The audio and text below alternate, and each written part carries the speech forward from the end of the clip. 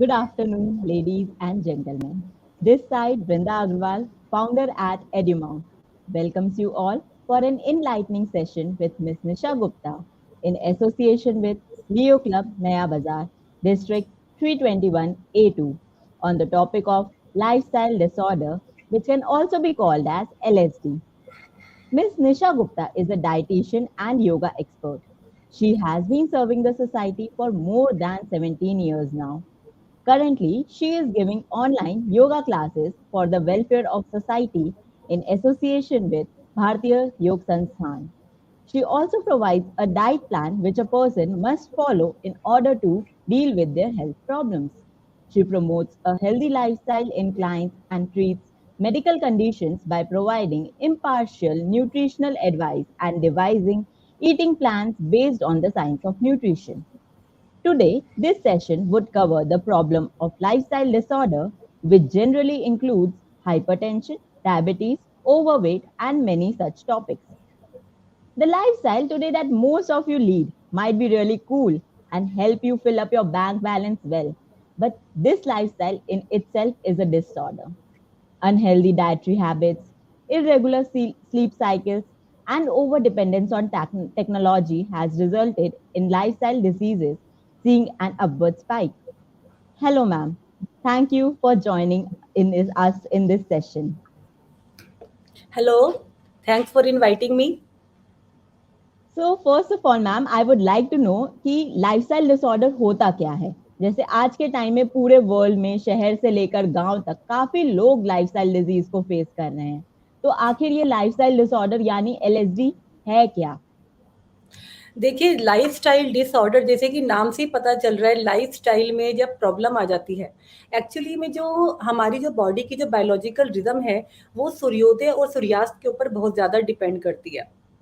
सूर्य उदय होता है, हमें उठ जाना चाहिए, सूर्यास्त होता है, हमारी बॉडी लिथार्जिक मोड पे चली जानी चाहिए। लेकिन जब इससे सब कुछ उल्टा-पुल्टा होता है कि हम देर रात तक जागते हैं, देर रात तक खाते रहते हैं, सुबह देर तक सोकर उठते हैं, जो विटामिन डी सुबह फ्री में नेचर बांट रहा है सूरज की रोशनी के जरिए, वो हम नहीं लेते हैं, पर्दे बंद करके एसी चला के अपने कमरों में सोते रहते हैं।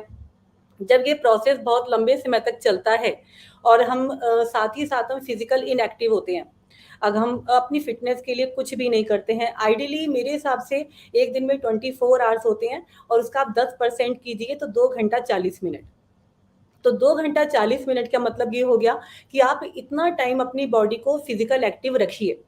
जैसे लाइक आप अपने घर में सीढ़ियाँ चढ़ते उतरते हैं, आपके घर में बालकनी होगी, बालकनी में आप चक्कर काट सकते हैं, आपके घर में रस्सा पड़ा होगा, रस्सा ही आप कूद सकते हैं, या स्क्वैट कर सकते हैं, आप कुछ भी कर सकते हैं, जंपिंग कर सकते हैं।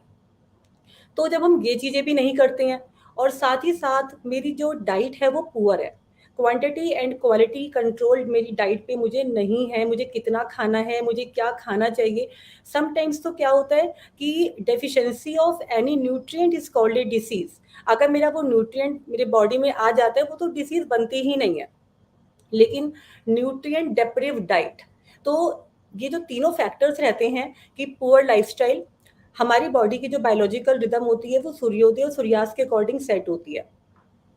जैसे ही आप सुबह उठते हैं, हम उठते साथ ही जो अगर फर्स्ट डाइट अपनी ले लेते हैं उठने के 2.5 घंटे के अंदर-अंदर, तो वो जो हमारे लिए बहुत ही न्यूट्रिशन का काम करती है। और उसी तरीके से साइड बाय साइड जब आप रात को सोते हैं, जैसे ही सूर्यास्त होता है और आप उसके और 1 घंटे बाद तक अपना अपना सारा जो डिनर वगैरह फिनिश कर लें, तो क्या होता है कि हमारी बॉडी के अंदर से कुछ हार्मोन्स का सिक्रीशन होता है, जैसे कि मेलाटोनिन और सेरोटोनिन हार्मोन्स का। तो जो मेलाटोनिन हार्मोन होता है वो स्लीप को इंड्यूस करता है, आपको सुलाने के लिए होता है। और जो सीरोटोनिन हार्मोन होता है वो पीस माइंड की पीसफुलनेस के लिए होता है। तो हमारी बॉडी जो है वो जो नेचर है, हमारी जो बायोलॉजिकल रिदम है, हमको लिथार्जिक मोड पे डाल देती है, बॉडी को रिपेयर मैकेनिज्म पे डाल देती है। हम लेज़ी होते जाते हैं, हमें नींद आने लगती है।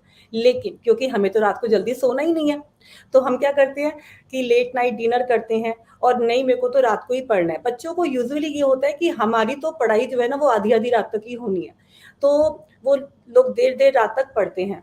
अच्छा, अब क्या होता है हमारी बॉडी में 2 हार्मोन्स होते हैं, एक लेप्टिन हार्मोन, एक घ्रेलिन हार्मोन। तो जो लेप्टिन हार्मोन होता है वो सैटिस्फाइड हार्मोन होता है कि भैया अब तेरा पेट भर गया है, अब तुम और मत खाना। ठीक है। और एक होता है ग्रेलिन हार्मोन, जो कि हंगर हार्मोन होता है, जो कि क्रेविंग्स को ट्रिगर करता है बॉडी में कि तुम्हें भूख लगी है, कुछ खाओ।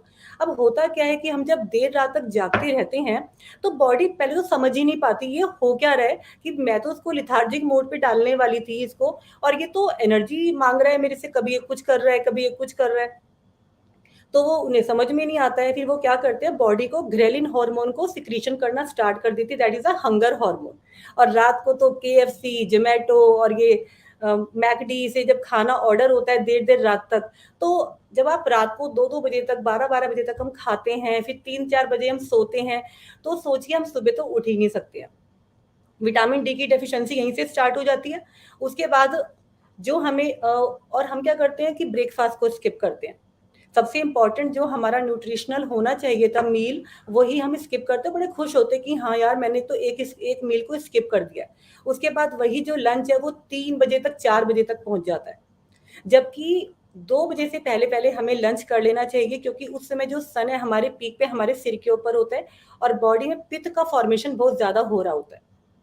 पित्त को दबाने के लिए हमें अनाज का सेवन करना चाहिए, आइडियली ये रिजाइम होना चाहिए।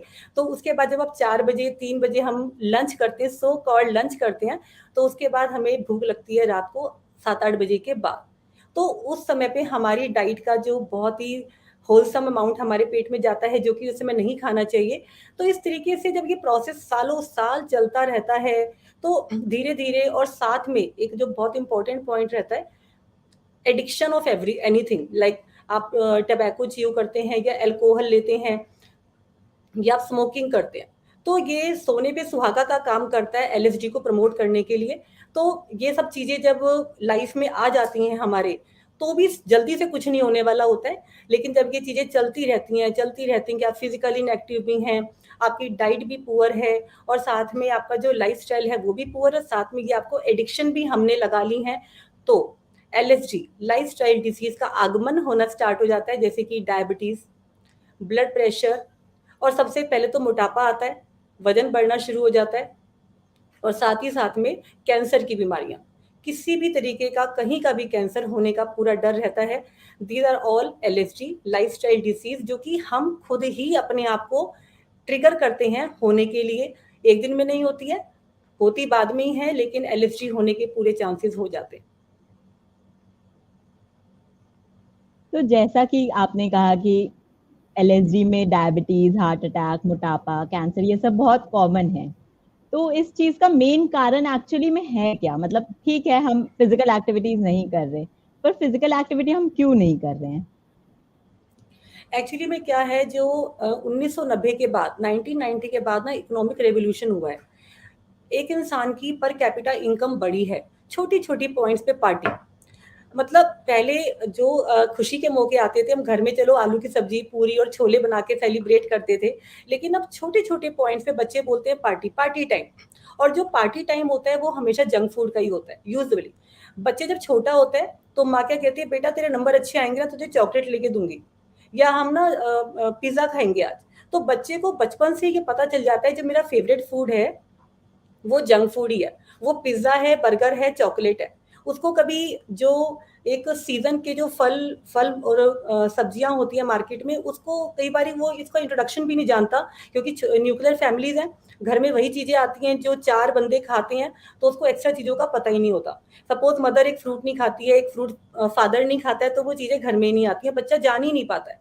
तो धीरे धीरे जब ये वाला हमारा जो लाइफस्टाइल है बचपन से ही हम उसको नर्चर करते हैं, इवन पेरेंट्स ही उसको नर्चर करते हैं बच्चे के साथ में, तो बच्चे का जो फेवरेट फूड है वो जंक फूड ही बनता चला जाता है। और अगर तो अच्छी बात है कि पेरेंट्स जो हैं फिजिकली एक्टिव हैं, और कई केसेस में अगर पेरेंट्स ही फिजिकली इनएक्टिव होते हैं तो बच्चा उसी एनवायरनमेंट में ग्रो करता है। तो बट ऑफ कोर्स बच्चा भी फिजिकली इनएक्टिव रहता है, लाइफस्टाइल पुअर होना स्टार्ट हो गया है, डाइट भी पुअर होनी स्टार्ट हो गई है। तो धीरे धीरे ये प्रॉब्लम जब बच्चा बड़ा हो जाता है तो ये एलएसडी के फॉर्म में बदल जाती हैं। सबसे पहले तो मोटापा ही आता है, क्योंकि जब बच्चा भी फिजिकली इनएक्टिव होता है तो कई बार उसकी हाइट भी रुक जाती है और वो वजन बढ़ने लग जाता है। तो और साथ में जो एडिक्शन मैंने बोला, कि वो एडिक्शन भी जो है ये अल्कोहल अब्यूजमेंट है, स्मोकिंग है, और च्यूइंग टबैको है, ये जब इस तरीके की प्रॉब्लम्स आती हैं, और आलस, सबसे बड़ा तो हमारे में जो आलस होता है वो हमें सब कुछ करने से रोकता है। और आलस जो है हम अपने पेरेंट्स से भी सीखते हैं और एनवायरनमेंट से भी सीखते हैं, और जो मेरे खुद का जो एक रिजाइम होता है, खुद का जो जीवन जीने का तरीका होता है, उससे भी हमें आलस मिलता है। तो उसकी वजह से ये सारे फैक्टर्स कंट्रीब्यूट करते हैं एलएसडी को। क्या वेस्टर्न फूड कल्चर जैसे कि बर्गर, पिज्जा, ये सब टाइप की चीजें भी एलएसडी में कंट्रीब्यूट करेंगी, या फिर हाँ, अल्कोहल, ये सब टाइप की चीजें? यस, माइट बी, क्योंकि जो जंक फूड है वो क्या है कि सिंपल कार्ब है, उसके अंदर न्यूट्रिटिव वैल्यू काफ़ी कम है और एम्प्टी कैलोरीज बहुत ज़्यादा हैं। तो जब एम्प्टी कैलोरीज हम खाते हैं और अपना पेट भर लेते हैं और साथ में उसके साथ साथ सॉफ्ट ड्रिंक भी चलती हैं, सॉफ्ट ड्रिंक लेते हैं, हार्ड ड्रिंक्स लेते हैं, तो धीरे धीरे ना ये जो चीज़ें होती हैं, जो जंक फूड है, प्रोसेस्ड फूड है, बेकरी आइटम है, ये सारी चीज़ें जो हैं एलएसडी को प्रमोट करती हैं। और क्योंकि इनसे मोटापा बढ़ता है। अगर हम आप इसको सोचो कि यदि हम होलसम मीट भी खाते हैं, अगर आप होलसम मील लेते हैं आप इसकी जगह पे, जंक फूड की जगह पे, तो वो हमारी सेहत के लिए ज़्यादा बेनिफिशियल रहती है, क्योंकि वहाँ पे हमें न्यूट्रिएंट्स मिलते हैं, विटामिन्स मिलते हैं, मिनरल्स मिलते हैं, सेलेनियम, मैग्नीशियम, जो बहुत इंपॉर्टेंट मिनरल्स हैं इसके लिए, जो डायबिटीज़ की प्रॉब्लम ना हो। मोस्टली एल्यूमिनियम, मैग्नीशियम की कमी की वजह से भी डायबिटीज़ की प्रॉब्लम इंडिकेट होती है। तो जंक फूड बहुत बड़ा पार्ट अदा करता है। और क्योंकि साथ ही साथ में अगर हम ये सोचें कि चलो हम, अब कभी-कभार आप चीट डाइट करते हैं, अगर आपने सपोज़ आपने हफ्ते में 1 बार ही लिया, तो उसका कोई फ़र्क नहीं पड़ता। या फिर हम ये सोचें कि भई मैंने एक पिज़्ज़ा बर्गर लिया है, साथ में मैंने पूरा बाउल भर के मैंने सैलेड खाया है, तो फिर भी हम ये सोच सकते हैं कि चलो वो एक-दूसरे को कॉम्पेंसेट कर रहा है। लेकिन आप पिज़्ज़ा बर्गर खा रहे हैं, जंक फूड खा रहे हैं और साथ में पूरी बॉटल आपकी रखी है सॉफ्ट ड्रिंक की, और वो भी हम साथ-साथ पी रहे हैं, और अल्कोहल भी चलती है इन चीज़ों के अंदर, तो वो फिर प्रमोट करता है एलएसडी को। तो इसका मतलब हम इससे कैसे बच सकते हैं? जैसे कि हमेशा कहा जाता है कि prevention is better than cure, तो how can we prevent ourself from getting LSD? देखो, प्रिवेंशन तो हमेशा से ही ये मानी जाती है कि prevention should be is better than cure. हम डॉक्टर के पास जाने के पैसे बचते हैं, हमारी दवाइयों के पैसे बचते हैं, और दवाइयाँ खाने से फ़ायदा भी क्या है? दवाइयाँ भी हमारे लीवर को ही खराब करती हैं। हमारी बॉडी पे, क्योंकि हर दवाई के साइड इफ़ेक्ट्स हैं। ऐसा नहीं है कि कोई भी दवाई के नौज़िया, वॉमिटिंग, मोटापा, गैस, ब्लोटिंग, कॉन्स्टिपेशन, डायरिया, ये सारे साइड इफ़ेक्ट्स हैं, जो कि इतनी ज़्यादा गैस बनने लग जाती है, तो हम ये बोलते हैं। और कई बारी आप देखेंगे हार्ट का पेशेंट होता है और वो अपनी हार्ट की मेडिसिन ले रहा होता है, उसको डायबिटीज़ हो जाती है। दवाइयों के इतने ज़्यादा साइड इफ़ेक्ट्स होते हैं। तो जब हम प्रिवेंट करते हैं, जैसे मैंने आपको बताया कि हम फिज़िकली एक्टिव रहते हैं, आपके घर में सीढ़ियाँ तो होंगी, आप उस पे ही आप चढ़िए-उतरिए, आप जिम कीजिए, कार्डियो एक्सरसाइज़ करें, और 2 घंटा 40 मिनट की टाइम देखकर पूरा दिन में किसी भी समय, जैसे आप एक समय पे आप वॉक कर सकते हैं, आप एक टाइम पे 1 घंटे की योगा, प्राणायाम, मेडिटेशन कर सकते हैं। और प्राणायाम और मेडिटेशन करने से तो हमारा माइंड भी शांत रहता है, हमारा मन भी शांत रहता है। और जब मेरा मन और माइंड शांत रहता है, तो क्रेविंग्स और इस तरीके की बेकार की जो क्रेविंग्स हमारे मन में ट्रिगरेंस होती है, वो भी कम हो जाती है। तो प्रिवेंट करना चाहिए अपने आप को। और जो ये बेकार की जो एडिक्शंस होती हैं, स्मोकिंग की, अल्कोहल की, टबैको की, इसके लिए हमारे पेरेंट्स भी कुछ हद तक ज़िम्मेदार रहते हैं। तो पेरेंट्स को भी अपने आप को समझना चाहिए कि अगर आप बच्चा घर में है, तो बच्चे को हम वो सारी बीमारियाँ, वो सारी अपनी आदतें उपहार में दे देते हैं, जो जो हमारे पास हैं। अच्छी होंगी तो अच्छी आदतें जाएँगी बच्चों के पास, और गंदी आदतें होंगी तो गंदी जाएँगी। तो प्रिवेंशन हम बचपन से ही करना चाहना चाहिए हमें, कि बचपन से ही बच्चे को कि ये अच्छा है और ये बुरा है, तो उसके अंदर प्रिवेंशन हमें पता होना बहुत इम्पोर्टेंट है, यानी कि बचाव। कि हमें पता हो कि इस रास्ते पे अगर परेशानियाँ आने वाली हैं, तो या तो हम ये सीख जाएँ कि उस रास्ते से हमें कैसे सँभल के चलना है, या फिर हमें उस रास्ते को छोड़ देना है। तो prevention is better than cure. एक था कि पैकेज्ड फूड, जैसे आज के टाइम में हर जना वर्किंग है, तो क्या पैकेज फूड भी कंट्रीब्यूट कर सकता है एलएसडी से? हाँ जी। देखिए, क्या होता है कि ना, बहुत सारी चॉइसेस होती हैं इंसान के पास, लेकिन अगर हम करना ही नहीं चाहते तो कुछ नहीं होगा। जैसे अब आप एमएनसीज़ में काम करते हैं, आपको समय ही नहीं है, आपका बहुत ज़्यादा वर्क है, आपको बैठे-बैठे बहुत सारा काम करना है। तो अगर आप सोच लेते हैं कि नहीं, मैं तो होममेड फूड ही खाना चाहता हूँ, मैं खाना चाहूँगी, तो आप बहुत कुछ चीज़ें कैरी कर सकते हैं। आप अपने साथ एप्पल कैरी करें, आप चिया सीड वाटर है, सब्जा सीड वाटर है, आप अलसी पीस के अपने पास साथ एक डब्बी में रख सकते हैं, पानी की बॉटल रख सकते हैं, खीरा काट के रख सकते हैं। आप चने, मुरमुरे, मखाने, ये छोटी-छोटी बाउल्स बना के, आप ढक्कन वाले बाउल्स बना के अपने बैग में आप रख सकते हैं। साथ ही साथ आप पौष्टिक रोटी बनती है, जैसे आपने रोटी में कुछ फिलिंग कर ली, किसी में आपने पालक की फिलिंग करी, किसी में आपने गोभी की, पनीर की और आप उसको रोल बना के अपने हमेशा साथ रखिए। तो कब और आप हर 1-1 2-2 घंटे में यदि पानी पीते रहते हैं, तो हमें जो इस तरीके का जो खाना होता है तेज़ नमक वाला, उसकी इच्छा भी नहीं करती है। लेकिन जब मैंने ऐसा कुछ कैरी ही नहीं किया अपने साथ और मुझे भूख लगती है, क्रेविंग्स होती हैं, तो जो भी मेरे पास अवेलेबल होगा बट ऑफ कोर्स मैं वही चीज़ खाऊँगी। तो जब आप कहीं बैठे हैं, वहाँ पे जो कैंटीन है, तो जो सबसे अट्रैक्टिव होता है, सबसे सस्ता होता है, हमारा हाथ उसी चीज़ पे जाता है। 10-10, 20-20 रुपए के पैकेट्स आते हैं और हम उसको पिक कर लेते हैं। लेकिन आप ये सोचिए जो प्रिज़र्व्ड पैकेट्स हैं, किसी भी चीज़ की जो शेल्फ लाइफ़ है, पेरिशेबिलिटी है, वो किस चीज़ से बढ़ाई जाती है? तेल से, नमक से और चीनी से। उसमें एक्स्ट्रा अमाउंट में नमक, तेल या चीनी डाली जाती है जिससे वो चीज़ देर से खराब होती है। हम पैकेट्स को उठाते हैं, हमें ये भी नहीं पता होता कि इसकी एक्सपायरी क्या है। तो धीरे-धीरे जैसे अब आप ये इसी तरीके से आप चॉकलेट्स हो गई, कैंडीज़ हो गई, टॉफ़ीज़ हो गई, इसके अंदर हाई कॉन्सन्ट्रेशन ऑफ चीनी होती है या नमक होता है पैकेट्स के अंदर। तो जब हम ये यूजुअली खाते रहते हैं, देखो वन्स इन अ व्हाइल आप खाएँगे कुछ नहीं होगा। लेकिन अब जब हम इसको अपनी हैबिट बना लेते हैं, तो बच्चे भी ट्यूशन जा रहे हैं तो एक पैकेट लेते हुए जा रहे हैं, स्कूल से वापस आ रहे हैं तो उनके हाथ में कुछ होता है, तो घर में आके जब मदर कहती है बेटा खाना खा लो, हमारा तो जी पेट भरा हुआ है। यूजुअली वो खाना नहीं खाना पसंद करते हैं, आइसक्रीम खाते हुए आ रहे हैं या पैकेट फूड खाते हुए आ रहे हैं। तो मदर को भी लगता है कि आज मेरी तबीयत खराब है बेटा, तू एक काम कर, तू 20 रुपए ले और कुछ भी खा लियो। तो कुछ मैनेजमेंट जब लाइफ में होता है, आप उसको एप्पल खाने की आदत डालें, कोई फ्रूट्स वगैरह खाने की, या कोई सैंडविच बना, बच्चे को खुद भी बनाना आना चाहिए, कुछ ऑमलेट वगैरह बना सकते हैं, एग एग बॉयल करके लेके जा सकते हैं। तो अब बहुत सारी चॉइस होती हैं, इट्स अप टू अस कि हम क्या चाहते हैं, लेकिन जो पैक्ड फूड है, वो but of course blood pressure को हाई करता है, क्योंकि बहुत ज़्यादा सोडियम सॉल्ट्स होते हैं उसके अंदर, जो हमारी सेहत के लिए अच्छे नहीं होते हैं। Okay, it's a like nice input. We also practice such thing in our home, so like yeah, we can stop it now. Also like हमें पता कैसे चलेगा कि हम एलर्जी से सफर कर रहे हैं? How would we get to know about it? Yes, देखिए जो हम डेली के जो हम काम करते थे, मैं जीने पे चढ़ती उतरती थी। मैं मतलब मैं कुछ भी काम करती थी, पहले मैं पार्क के 5-6 चक्कर काटती थी, या मैं कुछ भी जैसे मुझे किसी बात पे यूजुअली मैं नॉर्मल रहती थी।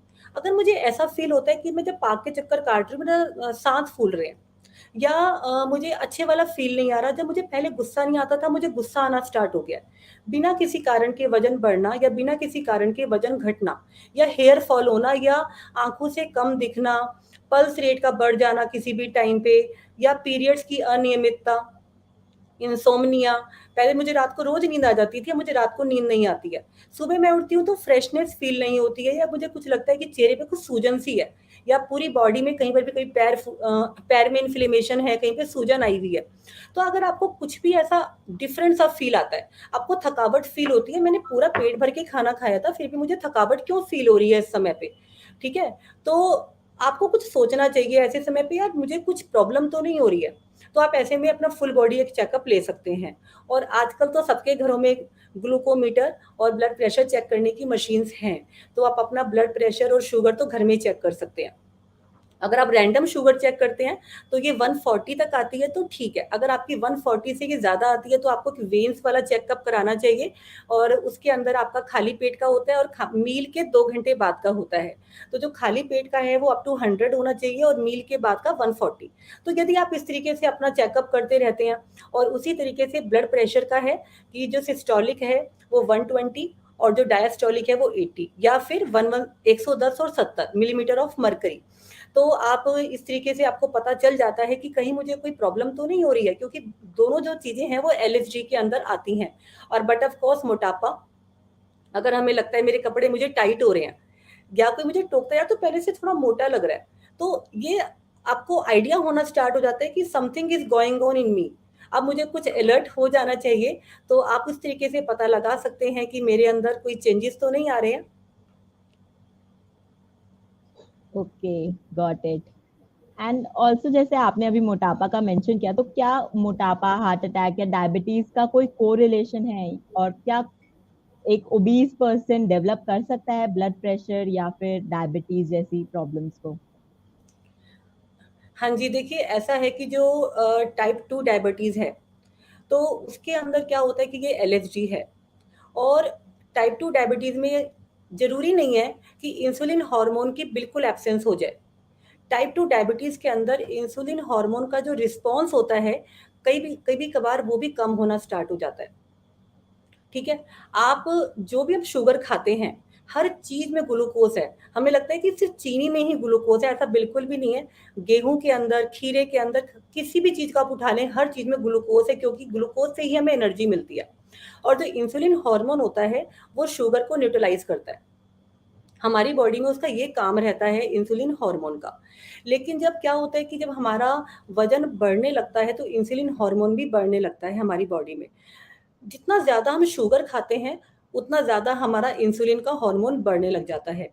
अब होता क्या है कि पैनक्रियाज़ इतना अमाउंट में इंसुलिन हार्मोन बनाने लग जाता है, और मोटे इंसान का यदि आप इंसुलिन फैक्टर चेक कराएँगे तो वो ज़्यादा आएगा, ठीक है?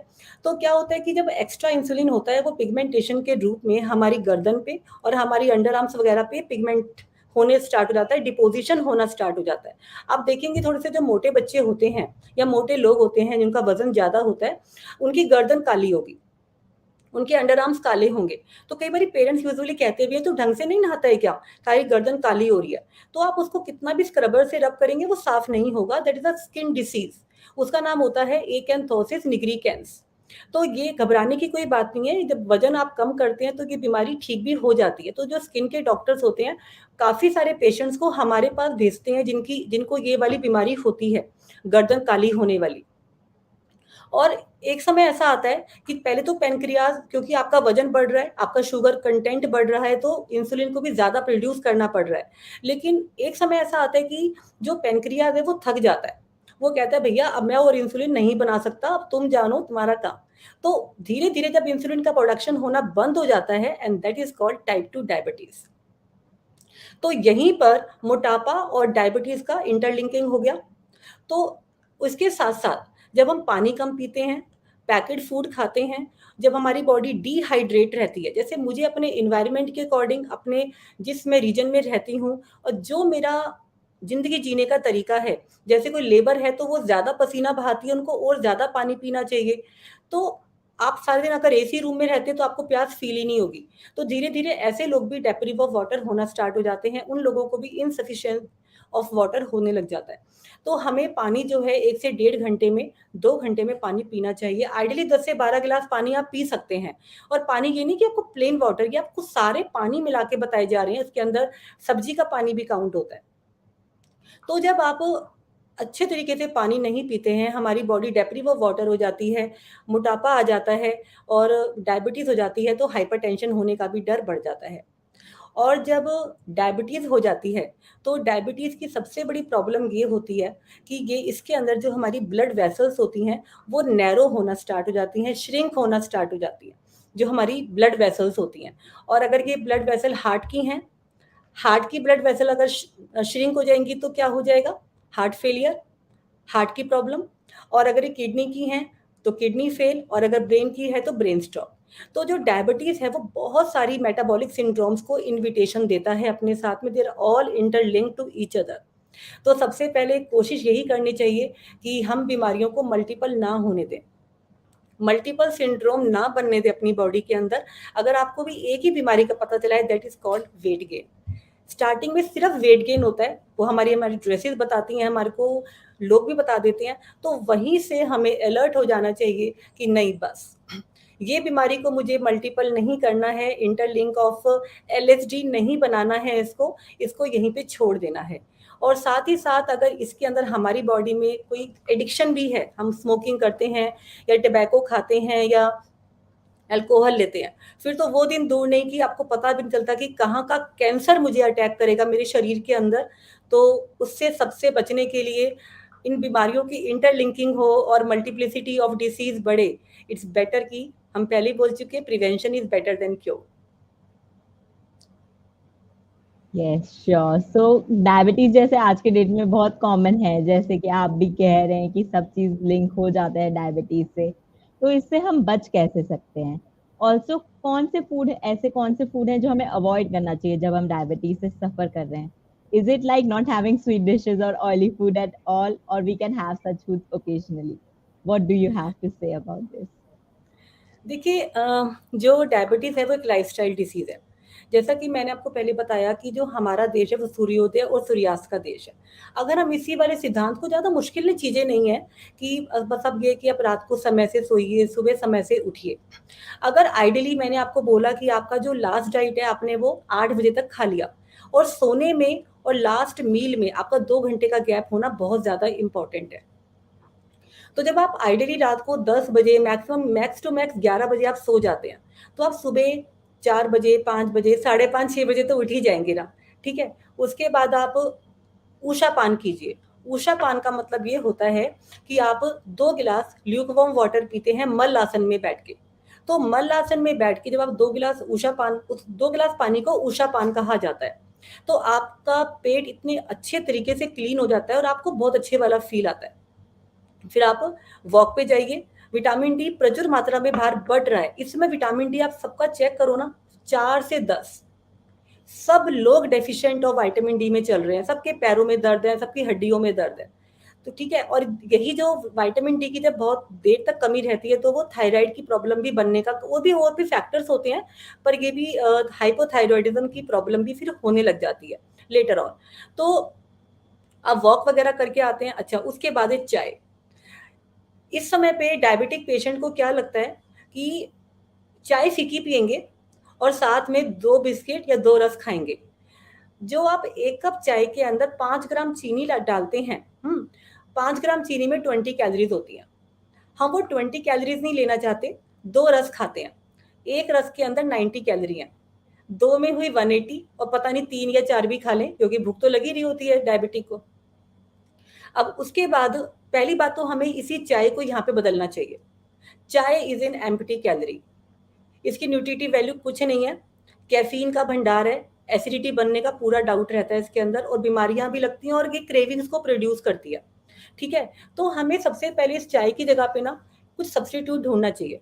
आप, मेरा ये मानना है कि गर्म पानी पीजिए। अगर आप तेज़ गर्म पानी को सिप-सिप करके पीते हैं, आप उसमें कुछ भी डाल दीजिए। आप दालचीनी डाल सकते हैं, हल्दी डाल सकते हैं, हल्दी पाउडर जो ऑर्गेनिक हल्दी आती है आप उसको डाल सकते हैं, तुलसा जी डाल सकते हैं, गिलोय का पानी ले सकते हैं।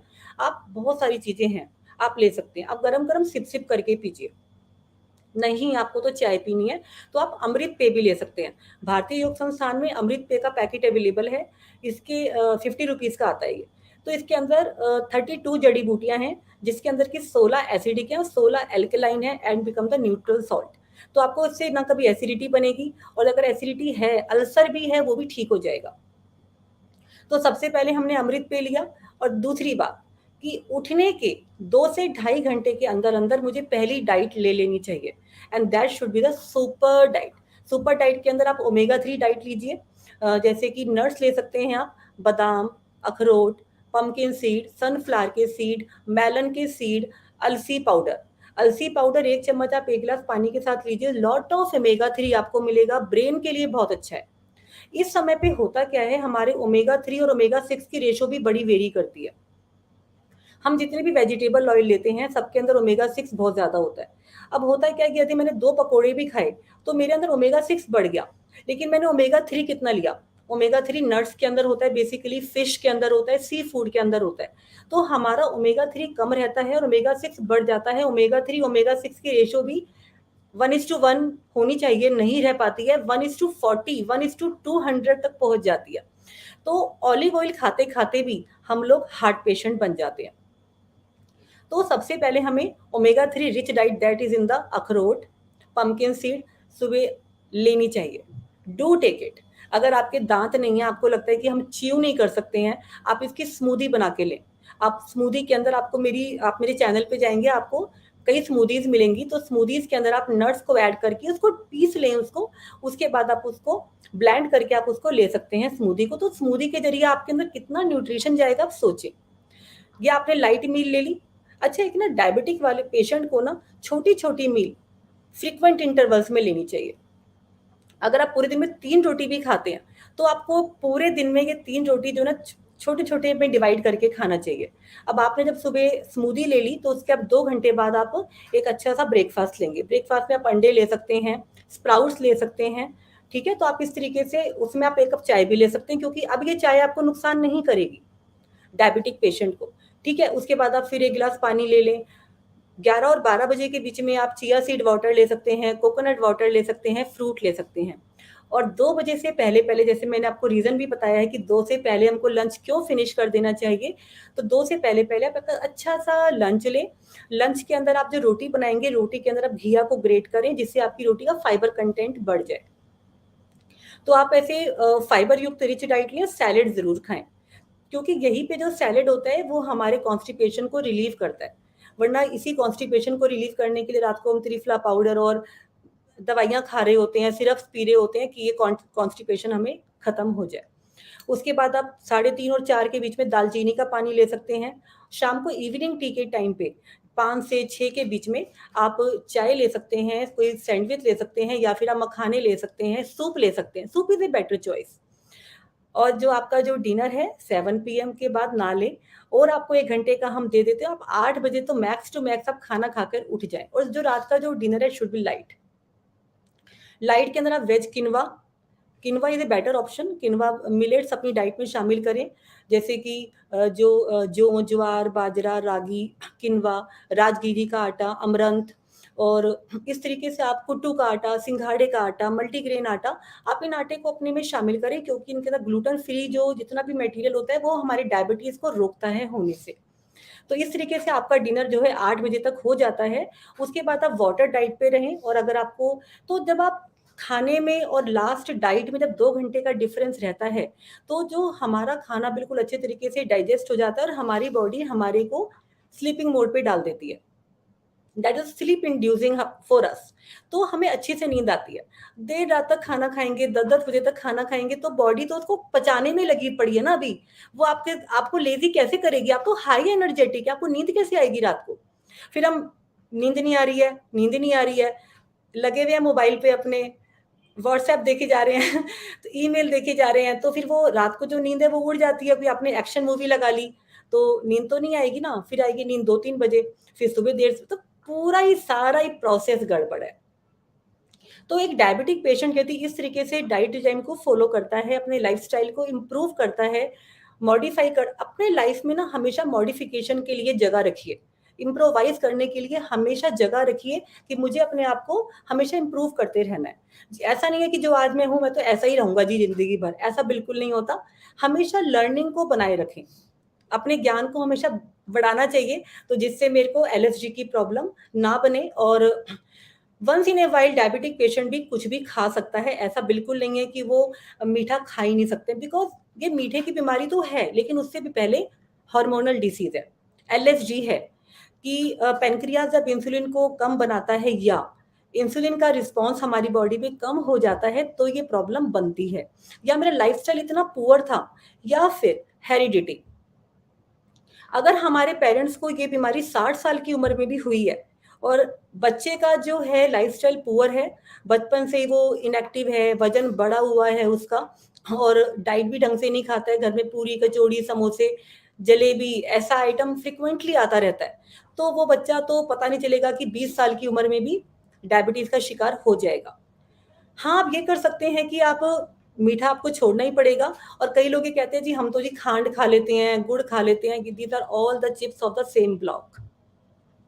ऐसा ना सोचें आप कि गुड़ के अंदर जो है कैलोरीज़ काउंट कम है या खांड में कम है, सबके अंदर 5 ग्राम के अंदर 20 कैलोरीज़ है। तो ऐसा इनका कोई अस्तित्व नहीं है इन चीज़ों का।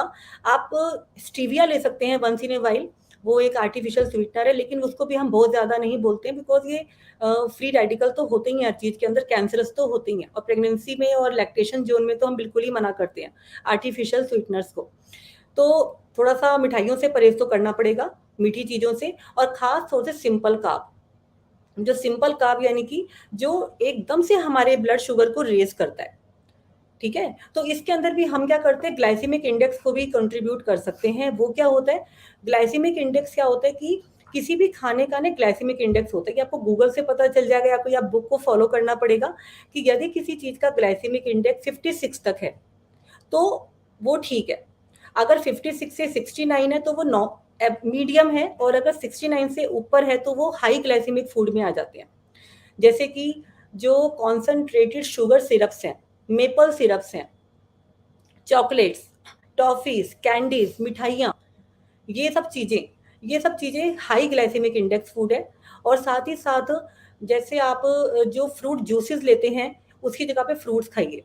जैसे चीकू है या शरीफा है, वो बहुत ज़्यादा मीठे फल हैं। तो इन सब चीज़ों से हमारा जो ब्लड शुगर लेवल है वो तेज़ी से बढ़ सकता है। तो एक डायबिटिक पेशेंट को थोड़ा-सा इन चीज़ों पर कंट्रोल करना चाहिए। और अगर शुगर वैल्यू ज़्यादा है तो कोकोनट वाटर भी मीठा होता है। कोकोनट वाटर की जगह हमें लेमन वाटर लेना चाहिए, क्योंकि लेमन में भी तो पोटेशियम है ना। आप अगर सो कॉल्ड पोटेशियम के लिए आप कोकोनट ले रहे हैं, कोकोनट में न्यूट्रिशियस है, उसके अंदर मिनरल्स हैं, आपके लिए बहुत अच्छा है, हाइड्रेशन हमारा बना रहता है। लेकिन अगर डायबिटीज़ है तो कोकोनट वाटर भी 1 कप से ज़्यादा नहीं लेना चाहिए। लेमन वाटर लेंगे, इट शुड बी गुड। कई लोगों को लगता है कि लेमन से हमारा गला खराब हो जाता है। लेमन और लेमन से हमारी एसिडिटी बढ़ जाती है, बिकॉज़ लेमन में सिट्रिक एसिड होता है। तो ये भी उनका मिथ है। अगर आपने कोई येलो कलर का जूसी लेमन लिया और आपने उसको उसी टाइम इंस्टेंट आपने बनाया लेमन वाटर और आपने इंस्टेंट उसको पी लिया, तो that is the alkaline for your body. वो कभी आपको एसिडिटी नहीं बढ़ाएगा। तो आप इस तरीके से अपनी डाइट को ठीक कीजिए, और ख़ास तौर से डायबिटिक पेशेंट तो लाइफ इज़ वेरी ब्यूटीफुल।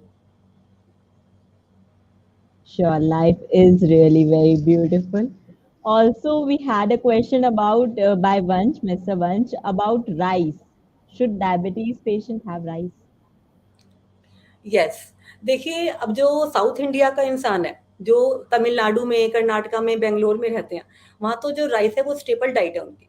ठीक है? वो तो लोग राइस के बगैर रह ही नहीं सकते हैं। केरला में आप जाइए, वहाँ पे राइस के बगैर कोई खाना ही नहीं खाता है। तो लेकिन चीज़ों को खाने का तरीका होता है। Quantity and quality of the things is very important. आपको राइस खाने हैं, आप 1 बाउल राइस लीजिए, 1 बाउल दाल लीजिए और आधा बाउल सब्ज़ी लीजिए, और 2 बाउल सैलेड के लीजिए।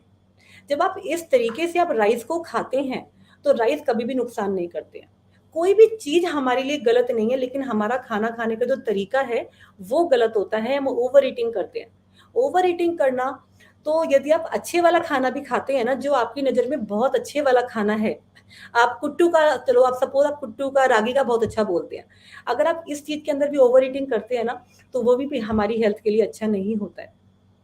वो भी हमें परेशानियाँ हमारी बढ़ाता है। तो राइस का अपने आप में ऐसा कोई ऐसी प्रॉब्लम नहीं है। हाँ, व्हाइट राइस और ब्राउन राइस में हम कह सकते हैं, क्योंकि जो ब्राउन राइस होता है उसके अंदर मिनरल्स भी होते हैं। तो वो पॉलिश राइस नहीं होते हैं, जितना पॉलिशिंग कम से कम दालों पे, चावल पे जितनी पॉलिश कम होती है, वो हमारी हेल्थ के लिए उतना अच्छा रहता है, क्योंकि उसके अंदर भी मिनरल्स काउंट होते हैं और फाइबर होता है। तो rice is not at all bad for the diabetic patient. Hitansh Gupta asked about dal. What about dal? Like, should we have dal during diabetes if we Yes, are yes, suffering yes. from diabetes? Okay, Yes, you're talking cool. about pulses now? Pulses and Yeah, lentils. right, right. Yeah, you So, can take it. okay. So we have few questions regarding in the comment section. So should I ask you that thing? Yeah, yeah, yeah. Yeah. So it's we have a question regarding depression. So Nargis Shabnam asks this about depression thing. So what anything about depression? If you could say some tips about depression in few words. या देखिए, ऐसा होता है कि जो मैंने word बोला ना, लाइफ़स्टाइल, अगर आप एक-एक पॉइंट को, जैसे हमने शुरू से सुबह से शुरू किया उषा पान से, आप हाँ, सुबह से शुरू कीजिए। और जब आप ये सारे काम करते हो ना, और आप 1 घंटे की योगा करते हो, 15 मिनट का प्राणायाम करते हो, मेडिटेशन करते हो, तो बट ऑफ कोर्स मेरे जो ब्रेन का जो पिट्यूटरी ग्लैंड है, पीनियल ग्लैंड है, वहाँ के जो सिक्रीशंस होते हैं, डोपामाइन हार्मोन का सिक्रीशन होता है, गुड हार्मोन्स का सिक्रीशन होता है, तो गुड फील फैक्टर पूरे दिन मेरा बना रहता है। और मेरी बॉडी में हमेशा एंथुसियाज़्म और ताज़गी और स्फूर्ति रहती है, आलस का नामो-निशान भी नहीं होता। तो जब मैं इस वाले माहौल में ग्रो करती हूँ और अच्छे वाला फूड खाती हूँ, फिज़िकली एक्टिव रहती हूँ और मेडिटेशन करती हूँ, मेरा माइंड शांत है, मेरा मन शांत है, मेरी बुद्धि शांत है और मेरी संगति बहुत अच्छे लोगों से है। एक होता है कि आप रोते हुए लोगों के बीच में बैठते हो जिनके पास बेकार की बातों के अलावा कोई बातें ही नहीं होती हैं। जब अपनी कंपनी को भी हम चेंज करते हैं, एक एंथुसियास्टिक लोगों के साथ अब रहते हैं, तो डिप्रेशन तो कोसों दूर रहता है। आप अच्छे से नींद पूरी लेते हैं। जैसे मैंने बताया कि आधी-आधी रात तक जागे रहना, उसके बाद आपको नींद आती है, तो वो नींद आपको बेकार के सपने ही आते होते हैं। रात को आपने लेट नाइट तक एक्शन मूवी देखी है, कोई आपने गंदी-सी पिक्चर देखी है, तो आपको वही सबकॉन्शियस माइंड में चलता रहता है। तो यही नेगेटिविटी जब सरप्लस होती जाती है ना, देखो, कोई भी प्रॉब्लम ना एक दिन में नहीं आती है। हम इसको बहुत बहुत अच्छे से नर्चर करते हैं, खाद पानी देते हैं गंदी-गंदी आदतों को और ये कहा जाता है कि 20 साल के बाद, पूरे 20 साल हम लेते हैं वज़न को बढ़ाने में भी और किसी भी कैंसर जैसी बीमारी भी हमारी बॉडी सबकी बॉडी में कैंसर के सेल हैं लेकिन वो डोरमेंट है। लेकिन वो 20 साल लेते हैं बीमारी को प्रॉपर एक नामकरण संस्कार देने के लिए कि हाँ जी, मुझे ये बीमारी हो गई है। तो यदि मैं छोटे-छोटे पॉइंट्स को जो कि जितने भी हमने आज डिस्कस किए हैं कि सुबह उठने से लेके रात के सोने तक आप एक-एक पॉइंट को आप ध्यान देंगे इस वाली बात के ऊपर, अपनी ज़िंदगी में अनुशासन लेकर आएँगे, डिसिप्लिन लाइफ़ बहुत अच्छी रहती है, आपका कोई भी काम पेंडिंग नहीं होगा। हर काम आप मैनेजमेंट से करेंगे, बिफोर टाइम करेंगे, आपको लगेगा ये 24 आवर्स, अभी तो ऐसा लग रहा है जैसे 42 आवर्स है आज दिन में, मेरे पास सारे काम मेरे खत्म हो गए हैं और ये दिन खत्म ही नहीं हो रहा है। और एक इंसान क्या कहता है, टाइम ही नहीं है, टाइम ही नहीं है। तो ये जब चीज़ें हमारी बदलना स्टार्ट हो जाती हैं, मेरा माइंडसेट चेंज होना स्टार्ट हो जाता है, मैं लाइफ़ का ऑप्टिमिस्टिक अप्रोच के तरीके से मैं लाइफ़ को देखती हूँ। हर चीज़ में मैं ब्यूटीफुलनेस निकालती हूँ। जैसे एक इंसान होता है कि हर एक के दोषों को निकालना है, उसमें से ये गंदी क्वालिटी है, ये गंदी क्वालिटी है, उसकी जगह हम पॉज़िटिव अप्रोच निकालते हैं हर एक में से, तो हमारा माइंडसेट बहुत अच्छा रहता है, नींद अच्छे से लेते हैं, पानी अच्छे से पीते हैं। अच्छा एक बात और, डिप्रेशन का जो पेशेंट है ना, उससे पहले उसको गर्दन में भी तनाव रहता है, उसको सर्वाइकल भी होता है, उसको कभी-कभार माइग्रेन भी होता है। क्योंकि जब मैं गर्दन की क्रियाएँ करती हूँ, मैं डेली मेरे योगा सेशन में ये मस्ट होता है कि आपको गर्दन की और आँखों की क्रियाएँ करवाई जाएँ और आपको सर्वाइकल की एक्सरसाइज़ करवाई जाए। यदि आप तीनों ये एक्सरसाइज़ डेली बेसिस पे करते हैं, तो सॉरी आपको डिप्रेशन कभी नहीं हो सकता। आप बुलाएँगे तो भी डिप्रेशन आपके पास नहीं आने वाला। Okay, so I think we have answered this question. Also, there's a question about nervous problem. I guess this is the same thing. Diksha Sabharwal asked about it. So yeah, we are done with the question answers round and we are also short of time. So thank you very much, ma'am, for joining us for this session. It was really nice talking to you. All the information must be really very useful to our audience. Thank you very much. Thank you. Thank you. Also, there have been many questions regarding the problem of thyroid. So I would like to tell you all that we have decided to have another session with the ma'am. क्योंकि thyroid की problem को बहुत ज़्यादा common है और एक ये vast topic है, तो हम इसके अगले सेशन का अनाउंसमेंट आप सबको जल्द कर देंगे, तो आप इस चैनल को सब्सक्राइब कर सकते हैं ताकि आपको इसका अपडेट मिल जाए। तो या thank you very much ma'am. Thank you everyone for joining us for this session. See you until the next time. और मैं आपको एंड में यही कहना चाहूंगी सबको कि हमारे पास काफी ऑनलाइन योगा क्लासेस अवेलेबल हैं, निशा मैम भी करवा रही हैं और काफी योगा क्लासेस चल रही हैं ऑनलाइन फ्री, जिसमें सर्विस दी जा रही है। तो आप अगर कोशिश करें आगे बढ़ने की तो ये चीज जरूर हो सकती है। आप जरूर डिप्रेशन या फिर किसी भी लाइफस्टाइल डिसऑर्डर जैसी प्रॉब्लम से अपने आप को बचा सकते हैं। Thank you very much.